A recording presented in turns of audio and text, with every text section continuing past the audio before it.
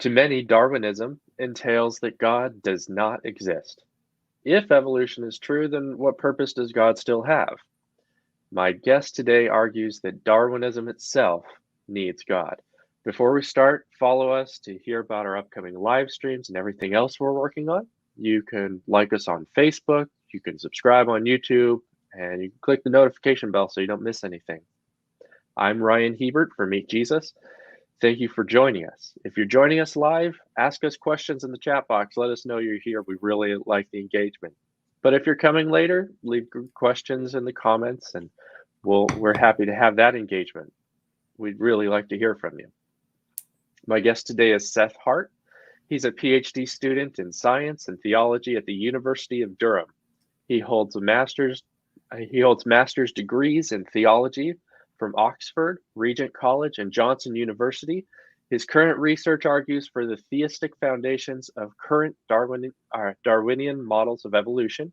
Maintaining the modern synthesis is grounded upon the assumption of God's existence.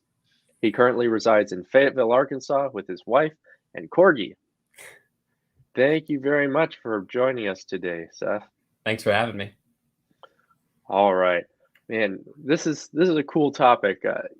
I think sometimes in Christianity we make assumptions about where things are going to fall, especially things that we think are not true. So if we think something's not true, then we'll run wild with what it means for that thing to be true. So maybe it's a good thing to step back right now and just define our terms. So, I mean, I think the important stuff would be Christianity, Darwinism, evolution. Like, how do you define those terms? Yeah, definitely. I have to sort of wrestle with this with every sort of article or anything you put out. You always want to, do the Socratic method of defining your terms when you start, right? And make sure you're talking about the same thing, because these are slippery terms. What do we mean by Christianity? What do we mean by Darwinism or evolution, right? So normally with the argument that it sounds like we're going to be talking about today, the Darwinism needing God, I usually take a sort of classical theistic foundation. It's just the idea that God himself is goodness itself. God is not just the highest good, but is goodness, goodness being itself. And just starting from that assumption, I usually work it out from there. So it's not necessarily that this is of course compatible with Judaism. It's compatible with Islam. But overall, my whole argument focuses on the idea that Darwinism itself has some sort of theistic foundation. I wish I could take this as far as to talk about Christianity. Unfortunately, I can't. By Darwinism, I often get criticized by people who aren't quite as informed, unfortunately, that say, well, Darwinism isn't used by people in the scientific community. That's only used by creationists. Well, that's not true. Darwinism is very much used within the philosophical community. And it's often used to distinguish methods of evolutionary progress, say from Lamarckism, say from Saltation's theory, from all these other different ideas out there. There's no other good term to use. So Darwinism is not a sort of pejorative term invented by creationists or intelligent design theorists. Darwinism itself is a real word really being used. Sometimes today it's called the modern synthesis or neo-Darwinism. But when I talk about Darwinism for this argument that I'm using, I'm just talking about natural selection. Natural selection, you can't get around it. It's right there central in every biological textbook you'll read. That is the mechanism. That is the sort of engine that runs the process of evolution. So that's when I want to sort of tear apart and look at and say, can this work? Can this work without a theistic foundation? And ultimately, I go with no.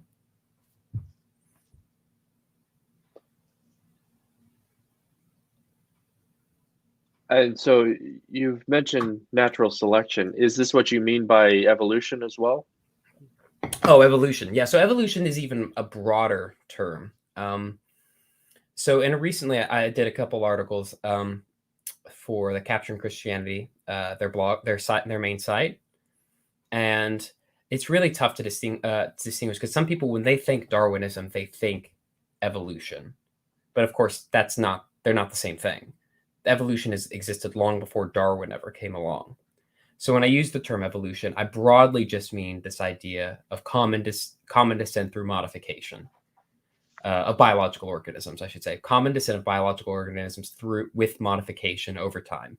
But that's compatible with a wide range of views, including Lamarckism, including Michael Behe's view, in fact, from, of course, the Discovery Institute and intelligent design theory.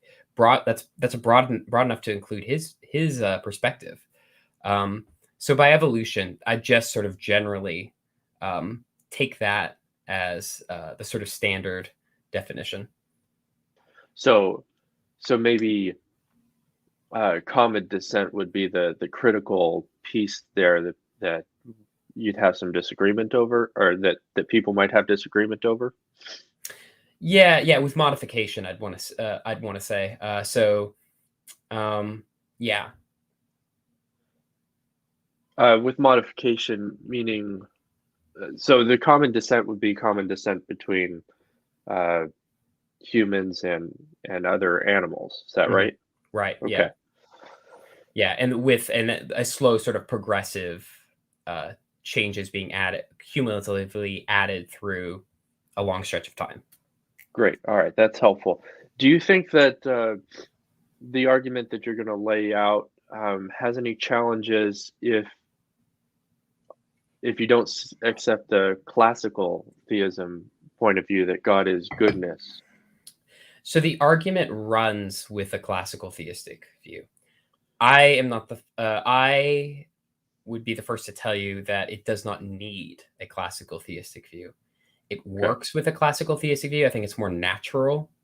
And for arguments that I get into in my thesis, it actually, I actually argue that modern biology comes from classical theism. That's just for historical reasons, right? That's not necessarily a logical argument, but it's nevertheless there.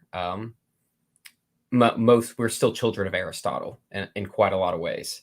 All right. But that's a huge subject, obviously. But Yeah. no, I'll be the first to admit Alvin Plantinga in Warrant and Proper Function has run an argument very similar to mine from a theistic personalist perspective. I don't think it's quite as a natural fit, but it is a fit. And honestly, if classical theism doesn't work, theistic personalism is the only thing I think that could come to the rescue. All right. Well, I want you to present your argument, but if you have the opportunity to sneak in some discussion of how that might look from a non-classical theist perspective, feel free to do that. Yeah, absolutely.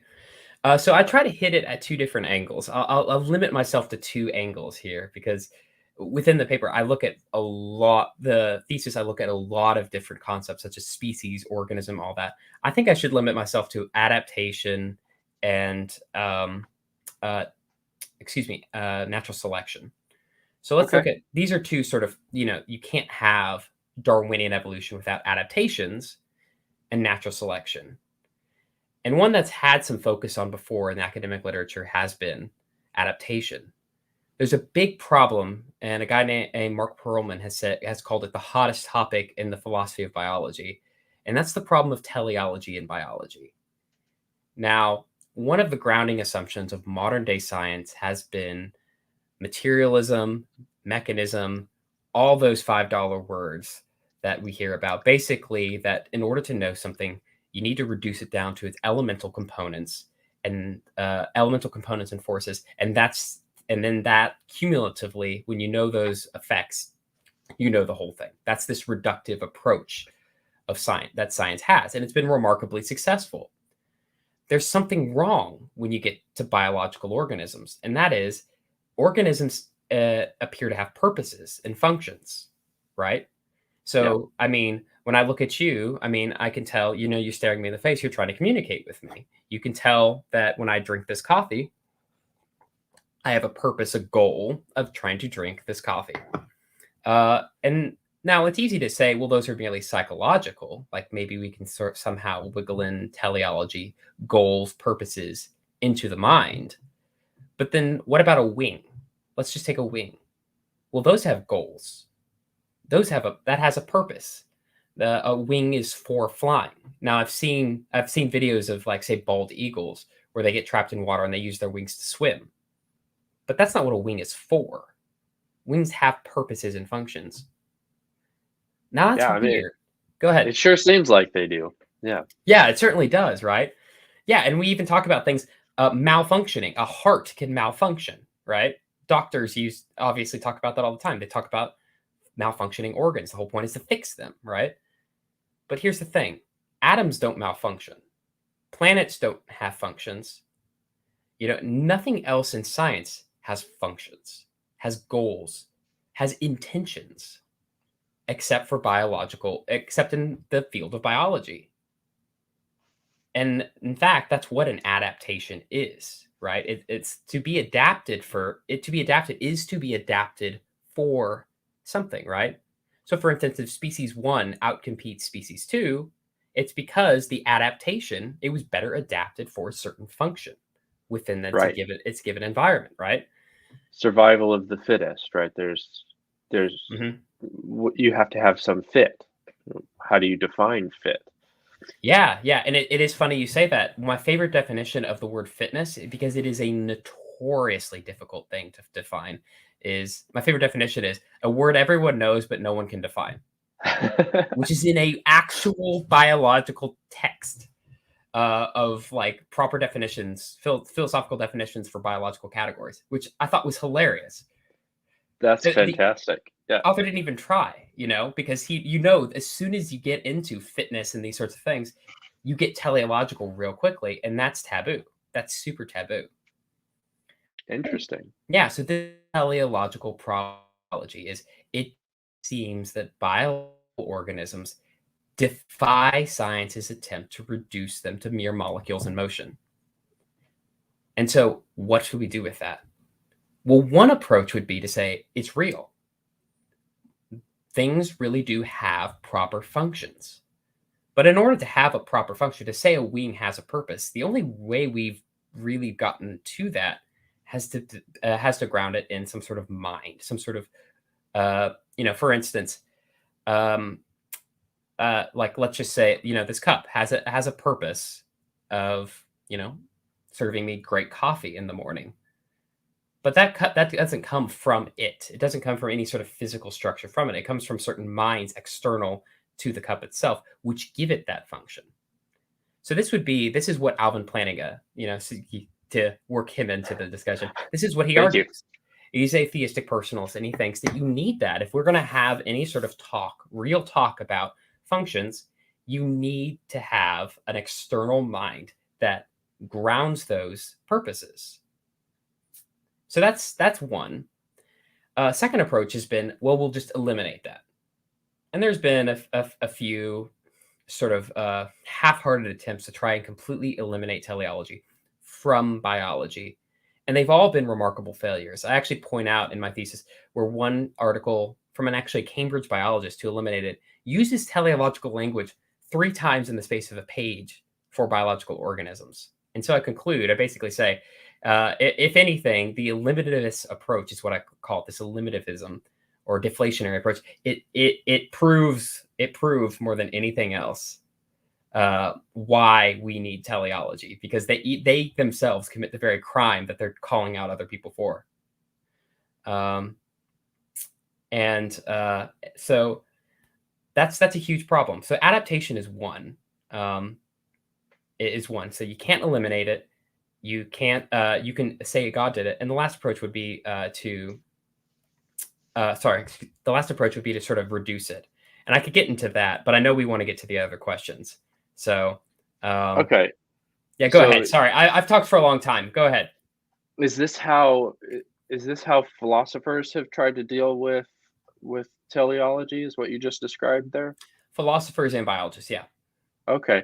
So you've mentioned here in this document that you helped me get some grasp of what you're going to talk about these two interpretations, etiological and propensity.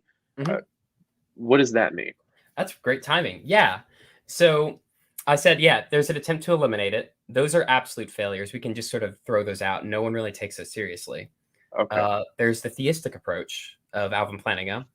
And then there's what's called teleonaturalists. or reductionists. And what they do is they say, okay, we have to have this language. It's useful in science, but it's just useful. It's a heuristic is usually the term that's thrown out, but it doesn't actually denote any sort of real content, any sort of real thing in the world, right? There is So no sort of real purposes. a useful fiction. Yeah, yeah. A useful fiction, sort of like, a frictionless plane, right? We can use it to sort of understand reality, but we can reduce it. Okay. But of course, that begs the question, what is it reduced to?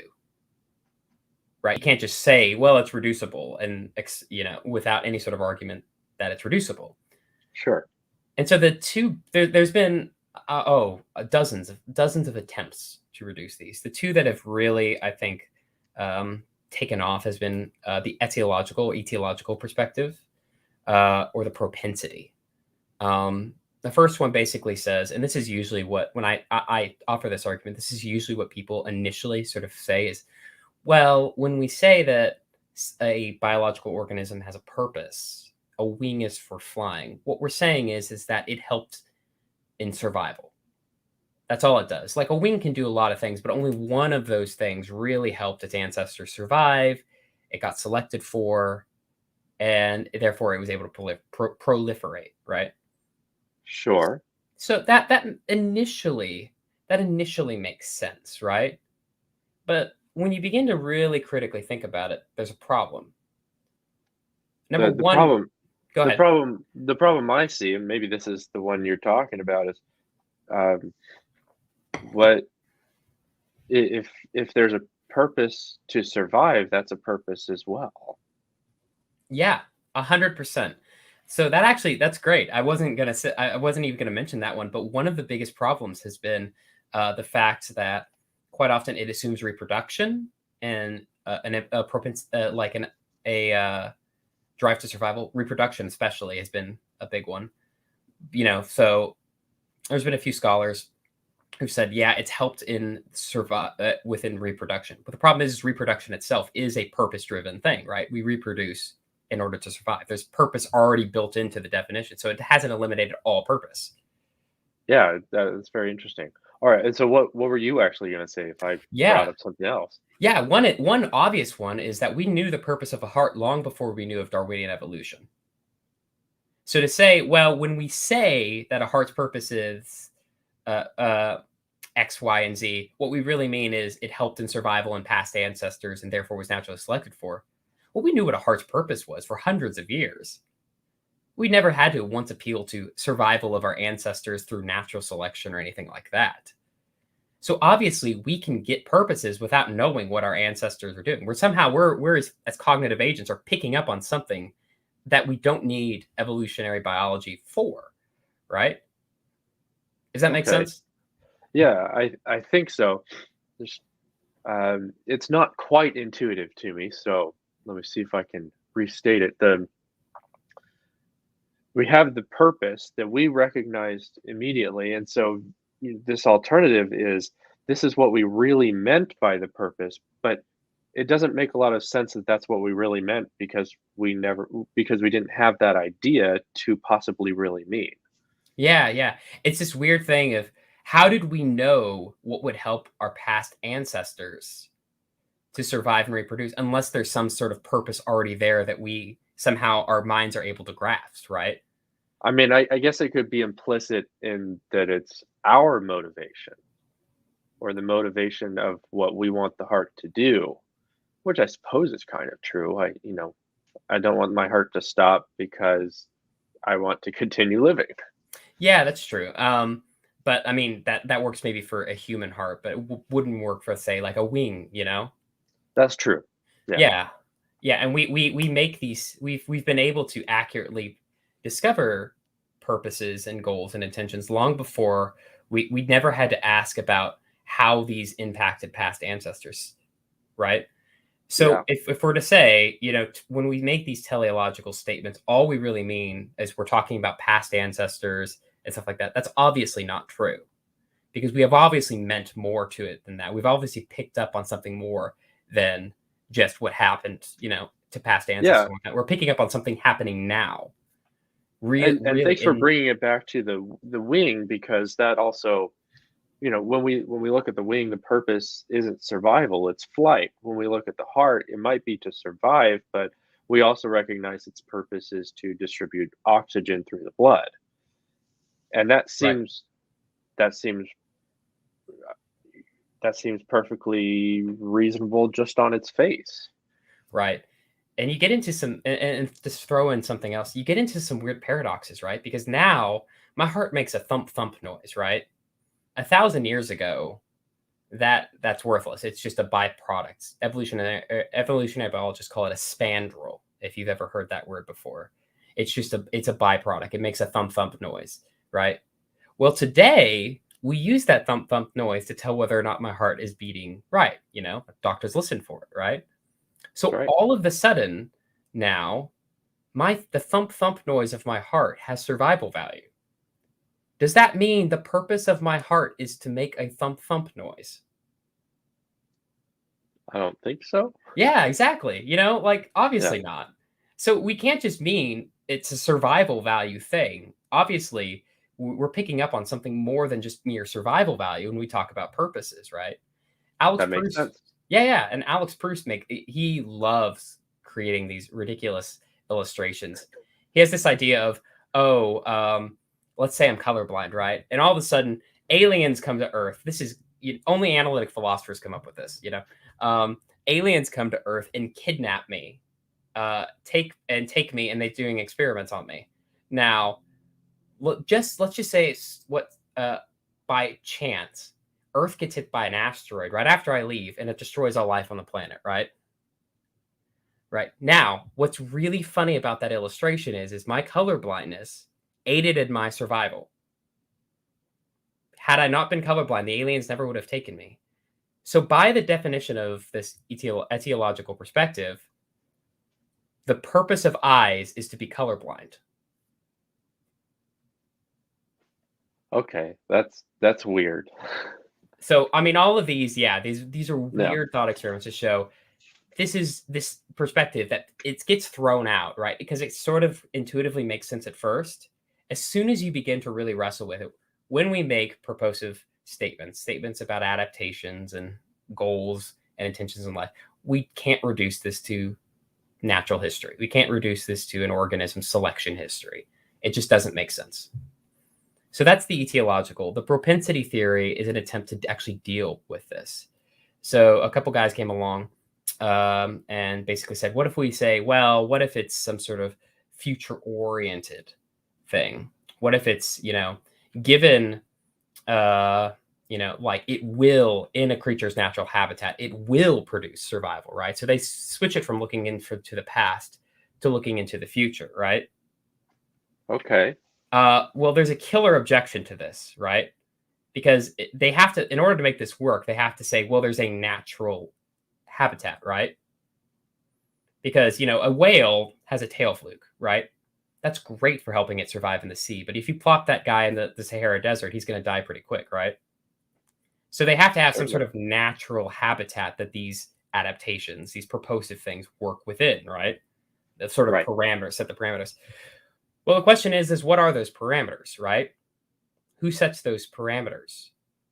And the only real answer seems to be, well, they seem to be exactly where those organs were designed to work. And all of a sudden, teleology is right back in, designed to work. The Yeah. parameters are set by the teleology.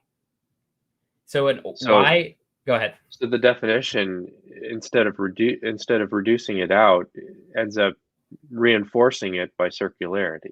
Right. Fascinating. Yeah. And so it's been this horrible thing for about 20 years between the 1970s and really up until the new millennium. This would like about one in every 5 and 1 every 3 papers published in the philosophy of biology tried to deal with this problem. And then philosophers do what they always do whenever a problem becomes too hard that they can't deal with it. They ignore it and move on to another issue. There's plenty of problems. There's plenty of problems. There's a lot of things to deal with. Obviously, philosophy has trends.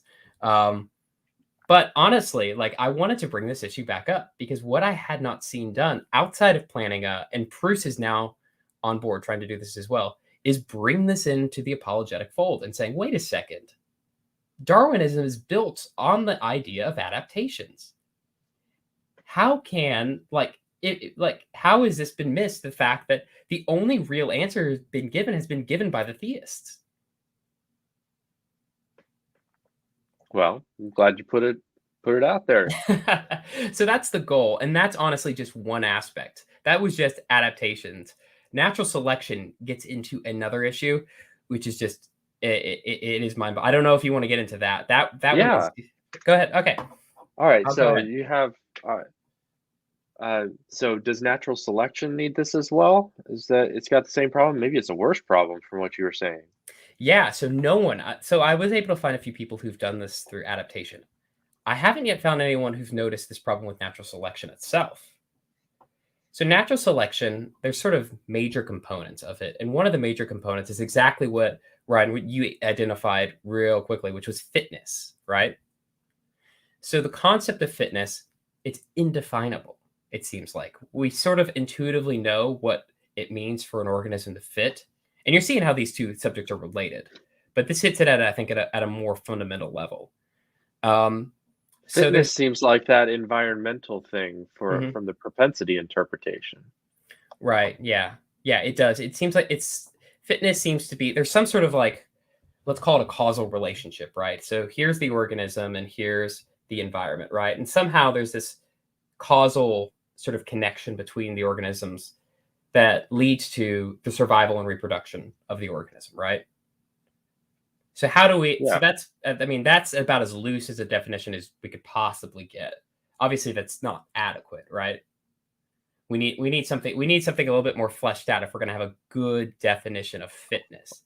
Of course. Yes. Yeah, and just like the teleological problem, the literature on fitness is awful. It is absolutely awful. There's no agreement on what it means uh, for something to be fit for its environment, right?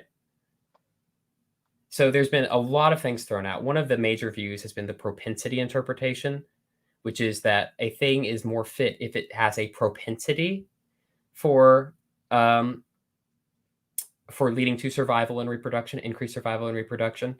That's slowly but surely being undermined. It's slowly falling out of favor.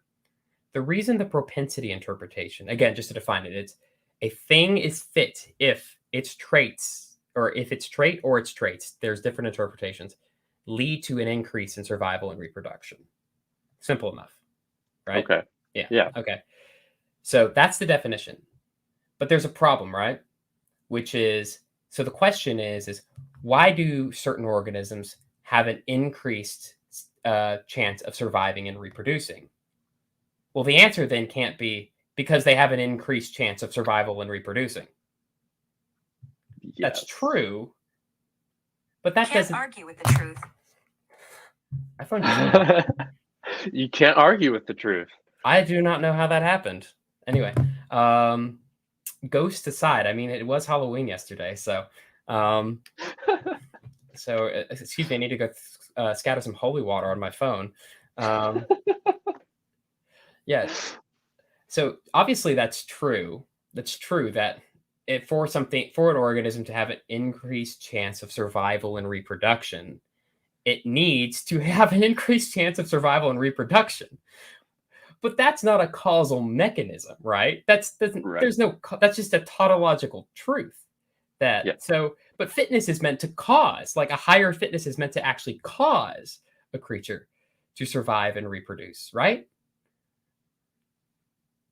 Yeah. That's the cause. So like it's a creature's higher fitness. That's the reason, that's the cause why it proliferated and reproduced more than a less fit creature. That's what we hear all the time, right? Right. So the propensity interpretation just it doesn't work. It flat out does not work. And there's been attempts to revive it.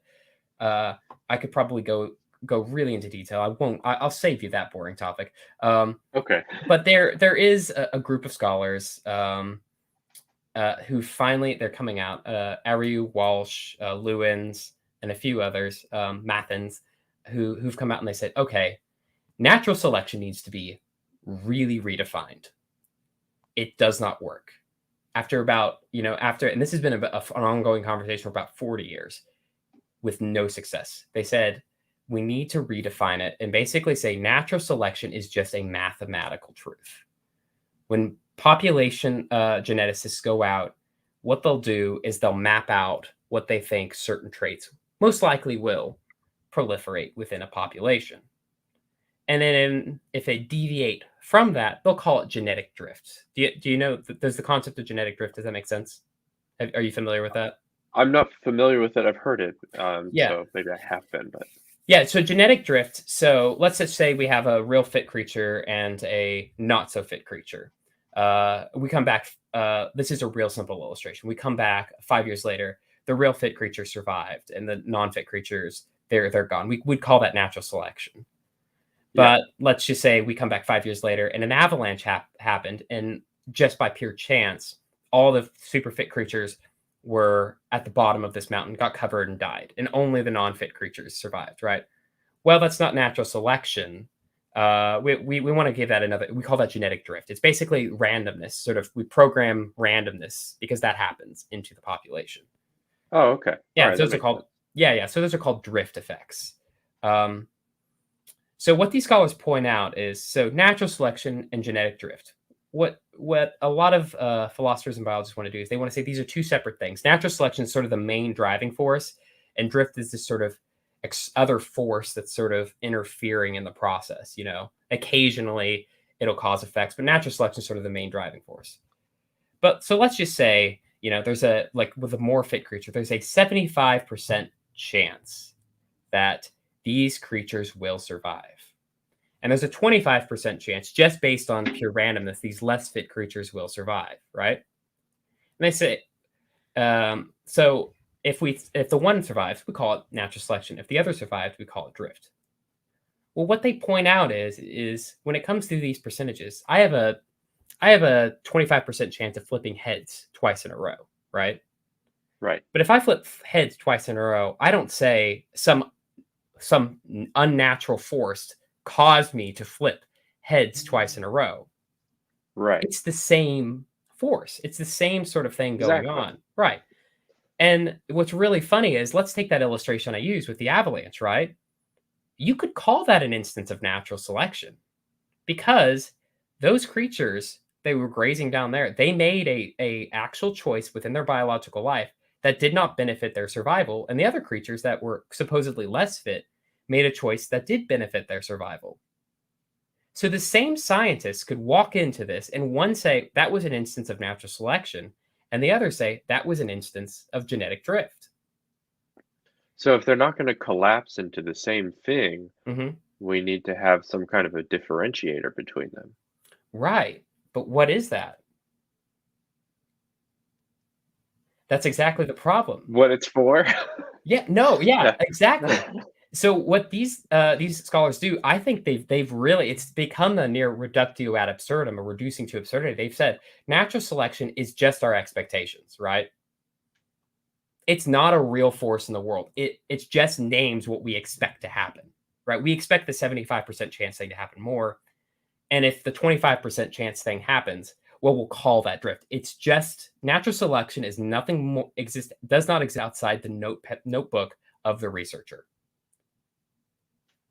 And that, of course, caused a firestorm within the philosophical community, and it still exists. And these scholars, I mean, they're sticking to their guns, and they're gaining momentum. So that's essentially the reductionist for natural selection. Is that what we're? Yeah. Okay. Yeah, and so that's essentially a reductionism, right? What I argue then is there is a way to preserve natural selection, and it's the exact same what you just picked out. The reason that we call a creature more fit is because its traits are adapted. Adaptation comes back in, are adapted for a certain parameter environment, right? That there is a purpose for them. And the creature that's purposive functions actualize a greater level of survival and reproduction are those creatures that we call more fit. And that is the mechanism of natural selection. Fitness doesn't work without teleology, and natural selection doesn't work without fitness. Therefore, natural selection needs teleology. And we're right back to the same problem. All right, so this teleology, I'm pretty convinced we need this here, but I, we know the title of this was how Darwinism needs God, but we haven't really talked about God in this process yet. How does this all relate to showing God? Right. Yeah. So we touched on it right a little bit with so there's two options, right? There's the theistic personalist, which is Alvin Plantinga comes to the rescue in his book War and Improper Function. And I cannot believe this. It's nearly a forgotten argument that he uses. He basically says, yeah, it's easy enough. Like God comes in and like he sort of establishes these purposive functions. He reestablishes the order of nature so that we can understand final causes, telos, teleology, in a way that they actually act as real causes. And all of a sudden, this reductive, materialistic, mechanistic universe is gone. You need teleology to make this causal system work. If you have So the teleology then would be us recognizing the purposes God has. yeah, thinking God's thoughts after him, essentially. Yeah, heard that phrase before. It's a good one. It is. So what we do is we recognize that these are real functions, right? It's more so the fact that these are real functions. Purposes really do serve a causal role. We recognize that. And then when we ask, well, whence come these purposes? Why don't we live in a pure, in a purposeless universe? And the answer has to be, well, there's got to be a purpose giver. So the argument turns into a very similar sort of thing to, say, the moral argument. So that's option one, right? Right. Option two is the classical theistic view. And this is, it's a very long argument, but basically, it ultimately is very similar. The simplest version I can give is with Aristotle. Teleology really traces its roots back to Plato and Aristotle. Aristotle I'll focus on as he thought of the four causes: efficient, formal, material, and final causes. Are those familiar to you? Some of them. So efficient and material are familiar. Yeah. Efficient is the thing causing it. Material is sorry if you hear my corgi barking in the background. Material is the thing it's made out of. Formal is what the thing is, right? So the formal cause of me is humanity, or humanness, or something like that.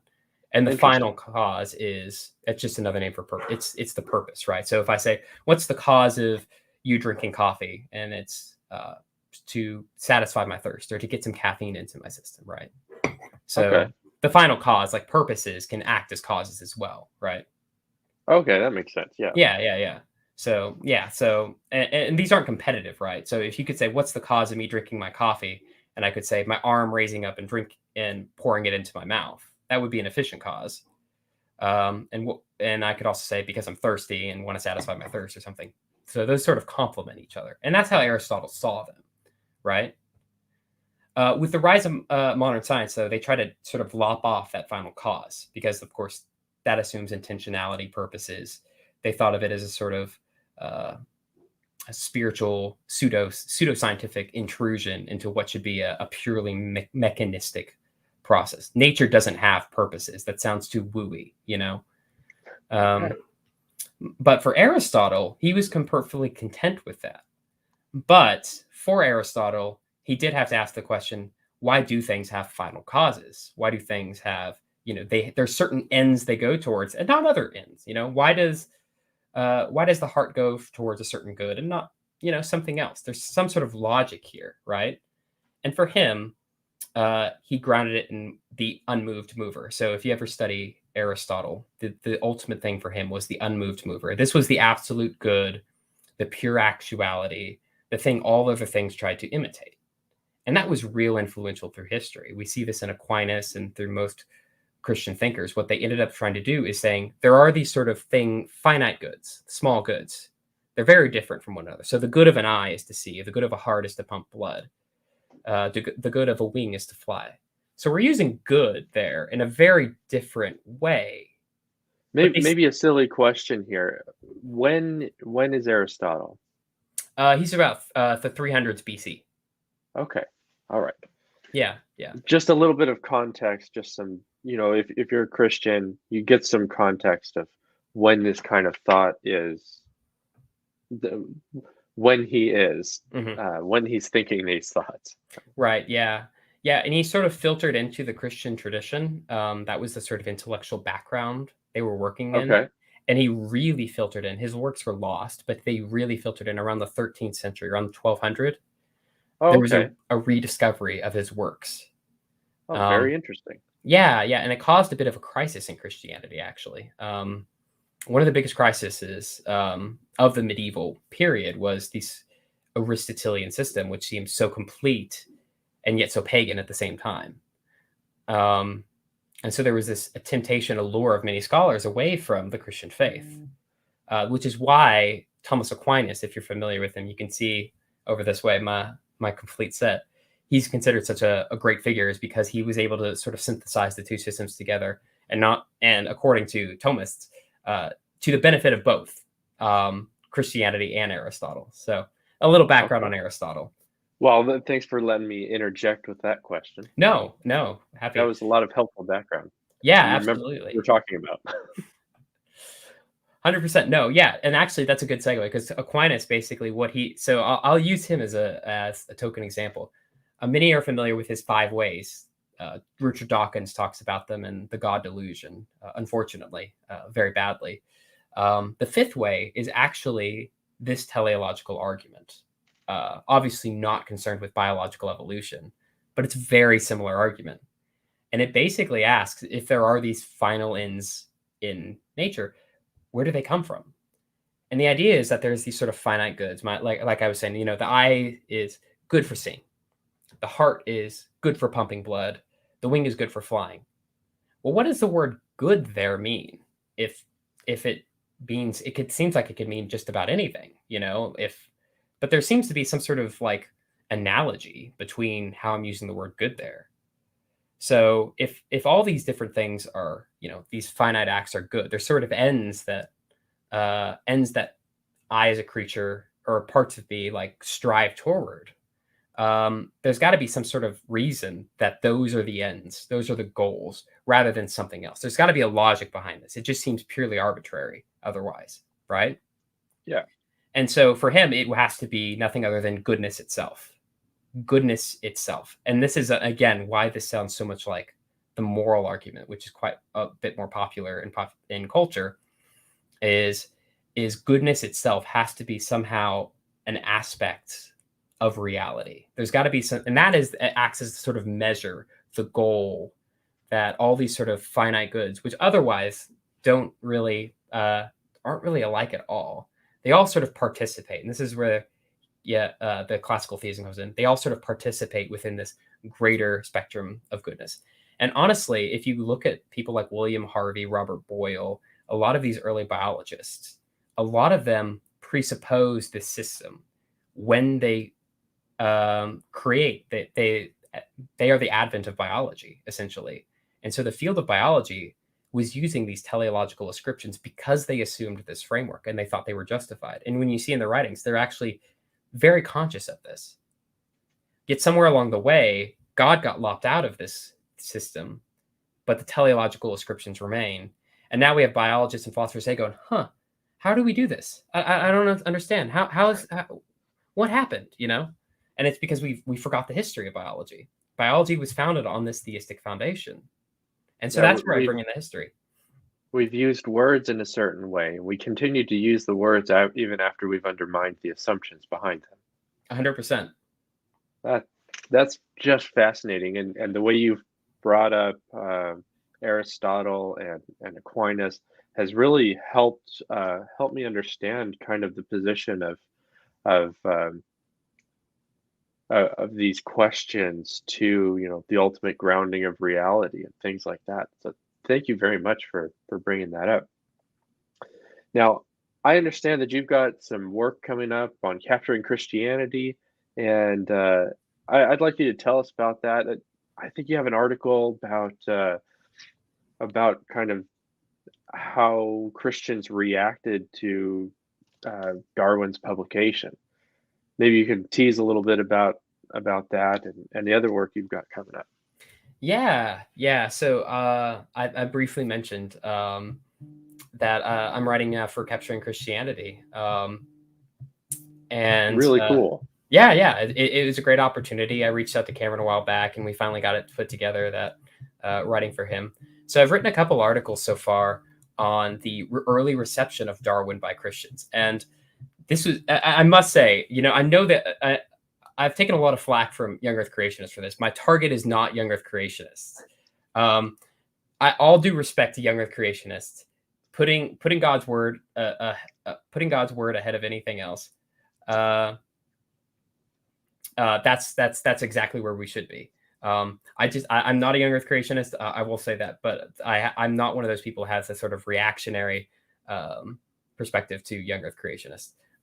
But the main target, to get back after my tangent, the main target is atheists. Because the atheists commonly like to say Christians have throughout history stalled scientific progress. There's this warfare model. And my goodness, when I actually decided to look into how Christians received Darwinism in the initial sort of 50 years after it came out, boy, was that wrong. Boy, was that wrong. That's fascinating. And I'm a young Earth creationist, but I don't see this as a particular challenge to what I'm thinking about. It's just having an informed view of the history, right? How people receive things, that doesn't make the truth or falsehood of a thing. So I just appreciate you talking about that. Yeah, I would definitely reference it. I'll give you a quick, nice and easy overview. But basically, Darwin's biggest defenders were more often than not the evangelical Christians. What was really prevalent at this time? Darwin existed was born into a milieu, like his work existed within a milieu where evolution was on the rise. There were vestiges of natural history. It was a very popular text right before he published On the Origin of Species. It's an evolutionary text. Erasmus Darwin, his grandfather, had evolutionary ideas. Lamarck was within the conversation, this other evolutionary idea. So Darwinism was on the rise. Darwin didn't exist in a culture that sort of where evolution was not sort of already within the conversation. And what's interesting is when when evolution was finally accepted, Darwinism wasn't was not. Evolution was accepted within biology long before Darwinism was accepted as the mechanism.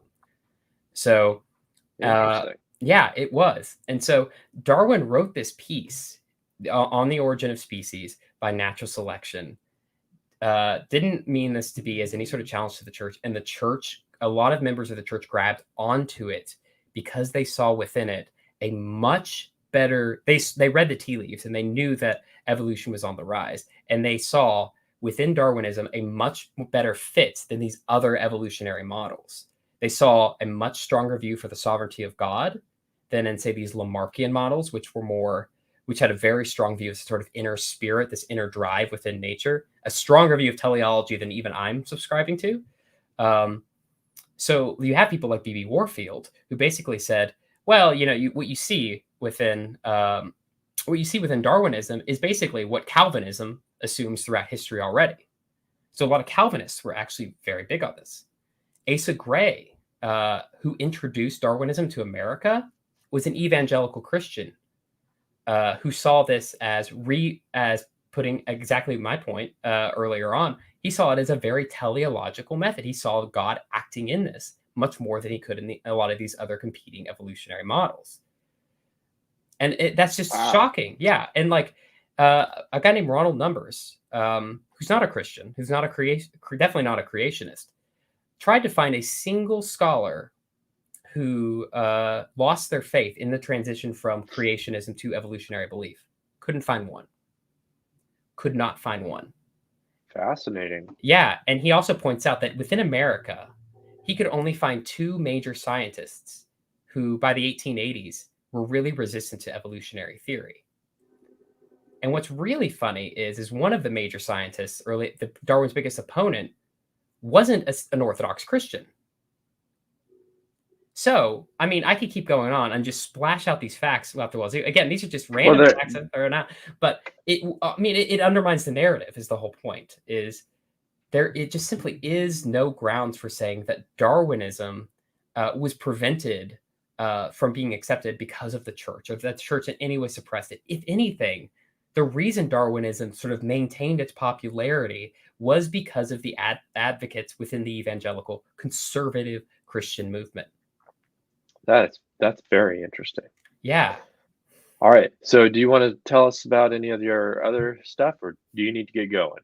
I will have to leave here in a moment, but something to we got an air conditioning guy who's making an impromptu visit, unfortunately. But I will throw this out. So if you're curious more on this teleological stuff, you're like, what was he talking about? I don't understand. I will be coming out with a series of articles for the Capturing Christianity website. So hopefully that'll clear it up. I'd love to hear your comments. Go visit Cameron's site and go comment on on Ryan's video. And like and share it, of course. Thank you. Thank you.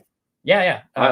I'm looking forward to your upcoming work, and you really piqued my interest in digging into this historical question of how Darwinism was accepted, and what was the culture around it.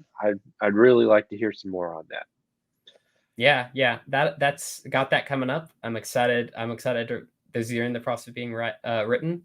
One other thing, I got a couple things coming up on the Capturing Christianity channel. Got an interview coming up about PhD work, if anyone's interested in that. That will be somewhere around mid-November. And coming up in December, there's a debate on scientific evidence for reincarnation. And I'm doing that with Theology Unleashed Arjuna, if anyone's familiar with that channel. So look forward to that. That will be quite an interesting conversation, because I do some work on Eastern spiritualism as well. Very interesting. It sounds fascinating. Well, thank you so much for joining us, Seth. This was really enlightening. I appreciate your time. I appreciate the ability to hear from a smart person that's thinking about some awesome things. Thank you so much. You have a great day, Ryan. All right. Let's thank you, everybody, for joining us. Check out his stuff. We've got some links in the comment section, and we'll see you later. And what's the line here? More than anything, I want you to meet Jesus.